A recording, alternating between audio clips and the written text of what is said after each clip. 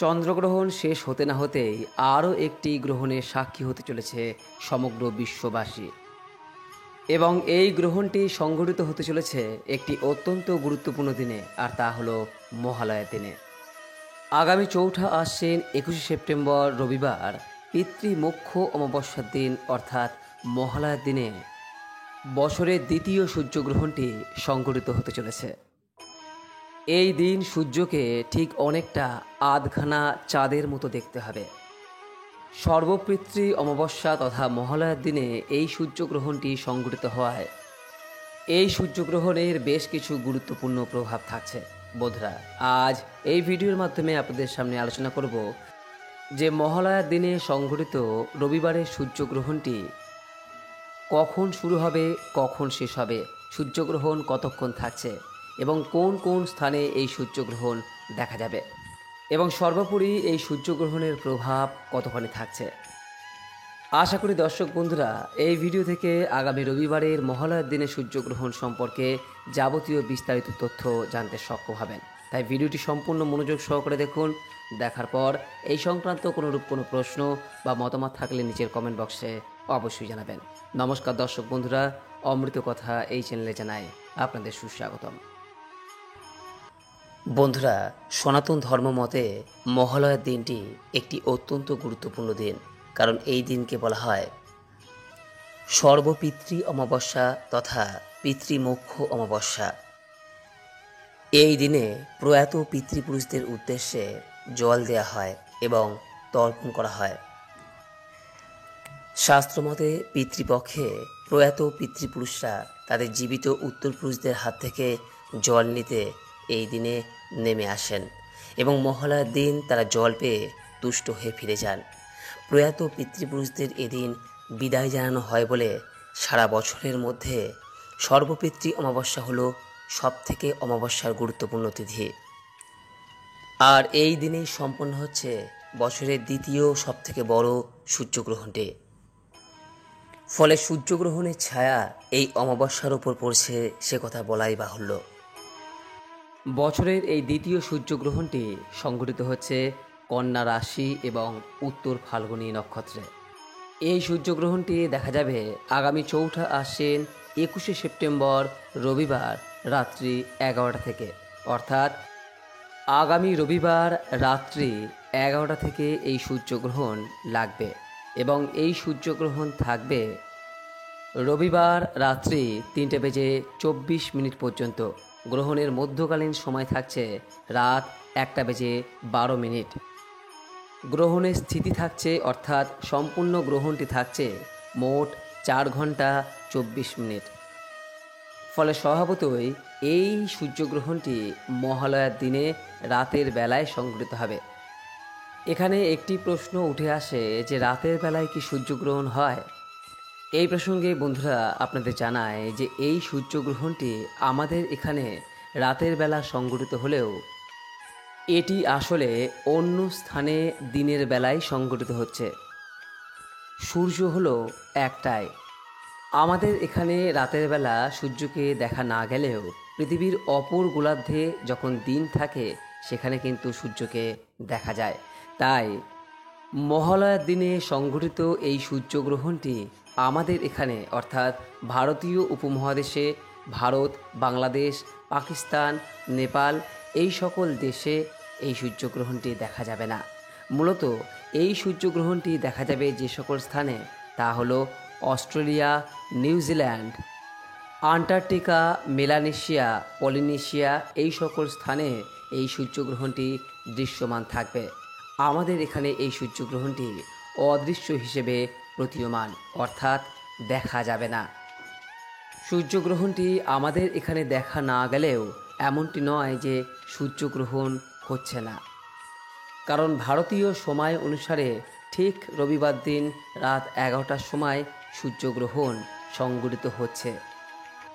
আর যে সকল স্থানে এই সূর্যগ্রহণটি দেখা যাবে সেই সকল স্থানে সূর্যকে অর্ধেক চাঁদের মতো দেখাবে। এই কারণেই এই সূর্যগ্রহণের নাম খণ্ডগ্রাস সূর্যগ্রহণ, অর্থাৎ এই সূর্যগ্রহণের সময় চাঁদ সূর্যকে পুরোপুরি না ঢেকে তার একটি অংশকে আড়াল করে রাখবে। এর ফলে সূর্যকে অর্ধচন্দ্রাকৃতির মতো মনে হবে। যেহেতু এই সূর্যগ্রহণটি আমাদের এখান থেকে দেখা যাবে না, অর্থাৎ ভারতীয় উপমহাদেশ সংলগ্ন যে সকল দেশ রয়েছে, ভারত, বাংলাদেশ, নেপাল, ভুটান, পাকিস্তান, এই সকল স্থানে যেহেতু এই সূর্যগ্রহণ দেখা যাবে না, তাই এই সূর্যগ্রহণের কোনো প্রকার সূতক কাল থাকছে না। সূতক কাল বলতে বোঝায় সূর্যগ্রহণের শুরু হওয়ার ঠিক 12 ঘন্টা আগের সময়। এই সময়কালে কোনো শুভ কাজ বা মাঙ্গলিক কাজ করা যায় না। কিন্তু সূর্যগ্রহণ দৃশ্যমান যদি না হয়, তাহলে সেই সূতককাল কখনোই বৈধ হয় না। তাই মহালয়ার দিনে যে সকল শুভ কাজ সম্পন্ন করা হয়, পিতৃপুরুষদের উদ্দেশ্যে তর্পণ নিবেদন করা হয়, বা অন্যান্য যে সমস্ত মাঙ্গলিক কাজ মহালয়ার দিনে সম্পন্ন করার কথা বলা হয়, সেই সমস্ত প্রকার কাজ এই দিন করা যাবে। এতে কোনো প্রকার প্রভাব পড়বে না। তবে সূর্যগ্রহণের সময়কালে কিছু কিছু বিষয় অবশ্যই মেনে চলা প্রয়োজন। আমাদের এখানে সূর্যগ্রহণ দৃশ্যমান না হলেও যেহেতু এই সময়কালে সূর্যগ্রহণ হচ্ছে, অর্থাৎ রাত্রি 11টা থেকে, এই সময়ের পূর্বেই কিন্তু আমাদের রাত্রিকালীন আহার খেয়ে নেওয়া প্রয়োজন। এই সময়ের পর, অর্থাৎ সূর্যগ্রহণের সময়কালে কখনোই কিন্তু কোনো প্রকার খাবার গ্রহণ করা একেবারেই অনুচিত। এই সময়কালে কোনো ধারালো বস্তু, কাঁচি, ছুরি ইত্যাদি ব্যবহার করাও এড়িয়ে যাওয়া প্রয়োজন। এই সূর্যগ্রহণের সময়কালে যদি আপনি ধ্যান, মন্ত্র, জপ ইত্যাদি করতে পারেন, সেটি অধিক ফলদায়ী হয়ে থাকে। এর পাশাপাশি এই সূর্যগ্রহণের সময়কালে আপনি অপরাজিতার মূলও ধারণ করতে পারেন। এটি অত্যন্ত কার্যকরী ভূমিকা গ্রহণ করে। কিভাবে ধারণ করতে হয় সে সম্পর্কে একটি স্বতন্ত্র ভিডিওতে আলোচনা করা হয়েছে, প্রয়োজন বোধ হলে দেখে নেবেন। যেহেতু এই সূর্যগ্রহণটি আমাদের এখানে দৃশ্যমান নয়, তাই গর্ভবতী মহিলাদের ক্ষেত্রে কোনো প্রকার এই সূর্যগ্রহণ সম্পর্কিত বিধিনিষেধ নেই। আপনি নিশ্চিতরূপেই এই সময় বিশ্রাম নিতে পারবেন এবং ঘুমোতে পারবেন। শাস্ত্রমতে গ্রহণ চলাকালীন যে সমস্ত সতর্কতা মেনে চলার কথা বলা হয়, সেগুলি শুধুমাত্র সেই অঞ্চলের জন্য প্রযোজ্য যেখানে গ্রহণ দৃশ্যমান হয়। যেহেতু এই গ্রহণটি ভারতবর্ষ এবং ভারতীয় পার্শ্ববর্তী অঞ্চলগুলি বা দেশগুলিতে দৃশ্যমান নয়, তাই আপনার এবং গর্ভবতী মহিলাদের ক্ষেত্রে দৈনন্দিন রুটিনে কোনো পরিবর্তন আনার প্রয়োজন নেই। কেবলমাত্র চেষ্টা করবেন রাত্রি 11টার পূর্বেই রাতের বেলাকার খাবার খেয়ে ফেলতে। আশা করি দর্শক বন্ধুরা, এই বিষয়টি আপনাদের সামনে সম্পূর্ণরূপে পরিষ্কার হয়েছে। আর হ্যাঁ, এই অদৃশ্য গ্রহণে পাক পাত্র পরিত্যাগের কোনো প্রকার বিধিনিষেধ নেই, অর্থাৎ রান্না করা খাবার ফেলে দেবেন না। মহালয়ার দিনে সংঘটিত বছরের এই দ্বিতীয় সূর্যগ্রহণে আমাদের দৈনন্দিন জীবনে খুব একটা প্রভাব না থাকলেও এর আধ্যাত্মিক এবং জ্যোতিষশাস্ত্রগত দিকে যথেষ্ট প্রভাব থাকছে। এই গ্রহণ বেশ কিছু রাশির ওপর নেতিবাচক প্রভাব ফেলবে। বিশেষ করে কন্যা রাশি, মীন রাশি, ধনু রাশি এবং মিথুন রাশি, এই রাশির জাতক জাতিকাদের ওপর এই গ্রহণের নেতিবাচক প্রভাব থাকবে। এর ফলে এই সময়ে স্বাস্থ্য, মানসিক শান্তি এবং সম্পর্কের ক্ষেত্রে কিছুটা চ্যালেঞ্জ আসতে পারে। এই সকল রাশির জাতক জাতিকারা এই সময়কালে কোনো বড় সিদ্ধান্ত নেওয়া থেকে বিরত থাকুন এবং অপ্রয়োজনীয় ঝুঁকি নেওয়া এড়িয়ে চলুন। ধৈর্য এবং পারস্পরিক বোঝাপড়ার মাধ্যমে সমস্যা সমাধানের চেষ্টা করুন। এই গ্রহণের ইতিবাচক প্রভাব যে সকল রাশির উপর পড়বে তা হলো মেষ রাশি, বৃষ রাশি, কর্কট রাশি, বৃশ্চিক রাশি এবং মকর রাশি। এই সময়কালে এই সকল রাশির জাতক জাতিকাদের সাহস এবং আত্মবিশ্বাস বৃদ্ধি পাবে। কর্মক্ষেত্রে সম্মান এবং প্রভাব বাড়বে। প্রেম এবং সম্পর্কের ক্ষেত্রে শুভ ফল পেতে পারেন।